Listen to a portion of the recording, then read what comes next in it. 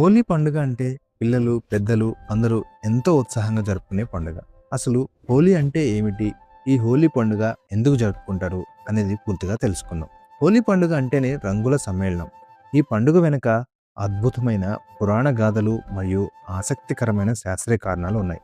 వాటి గురించి వివరంగా ఈ వీడియోలో తెలుసుకుందాం. హోలీ పండుగను వసంతోత్సవం అని కూడా పిలుస్తారు.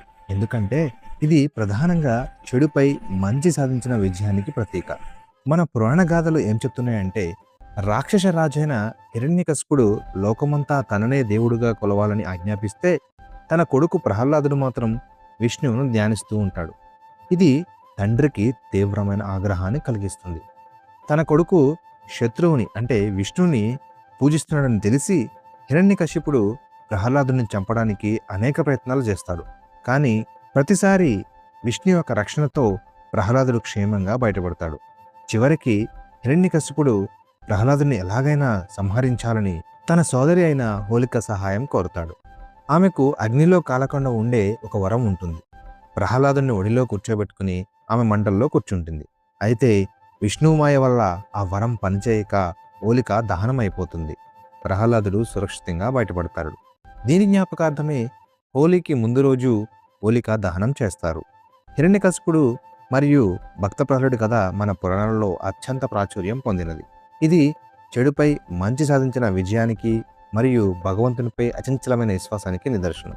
మరొక కథ ఏంటి అంటే శివుడు ఘోర తపస్సు చేస్తున్నప్పుడు మన్మధుడు శివుని తపస్సును భంగం చేసినందుకు శివుడు ఆగ్రహంతో తన మూడవ కంటితో మన్మధుడిని భస్మం చేసిన రోజుని కూడా కొందరు నమ్ముతారు. హోలీ పండుగ జరుపుకోవడం వెనుక కేవలం ఆధ్యాత్మికత మాత్రమే కాదు, అద్భుతమైన శాస్త్రీయ కారణాలు కూడా ఉన్నాయి. అవేంటో తెలుసుకుందాం. శీతాకాలం ముగిసిన వసంతకాలం మొదలయ్యే సమయంలో వాతావరణంలో మార్పులు వస్తాయి.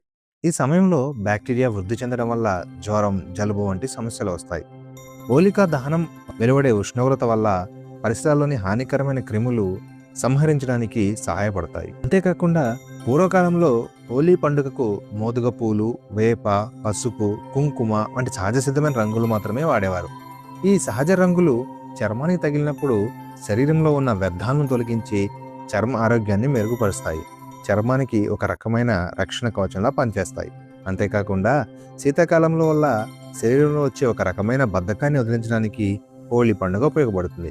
రంగులు చల్లుకుంటారు, నృత్యం చేస్తారు, పాటలు పాడటాలు ఇలాంటి కార్యక్రమాలు చేయడం వల్ల శరీరంలో రక్త ప్రసరణ పెరిగి నూతన ఉత్తేజం కలుగుతుంది. రంగులకు మనసును ఉత్తేజపరిచే శక్తి ఉంటుంది. వివిధ రకాల రంగులను చూడటము మరియు వాడటం వల్ల ఒత్తిడి తగ్గి మెదడులో డోపమైన్ వంటి హ్యాపీ హార్మోన్లు విడుదలవుతాయి. దీనివల్ల మనిషి ఆనందంగా ఉంటారు. హోలీ అంటే కేవలం పండుగ, రంగుల ఆట కాదు, అది చెడుపై మంచి గెలుపు, ఐక్యత, ఆరోగ్యం, ఆనందానికి ప్రతీక. ఈ హోలీ పండుగ రోజు ముఖ్య గమనిక ఏంటంటే ప్రస్తుత రోజుల్లో రసాయనాలతో కూడిన రంగులు వాడుతున్నారు. ఇవి చర్మానికి మరియు కళ్లకు ప్రమాదకరం. కాబట్టి పర్యావరణ రహితమైన సహజమైన రంగులతో పండుగ జరుపుకోవడం శ్రేయస్కరం. మీ అందరికీ హోలీ శుభాకాంక్షలు. ఇలాంటి మరిన్ని వీడియోల కోసం మా ఛానల్ లైక్ చేయండి, సబ్స్క్రైబ్ చేయండి, బెల్ ఐకాన్ ప్రెస్ చేయడం మర్చిపోకండి. Thank you.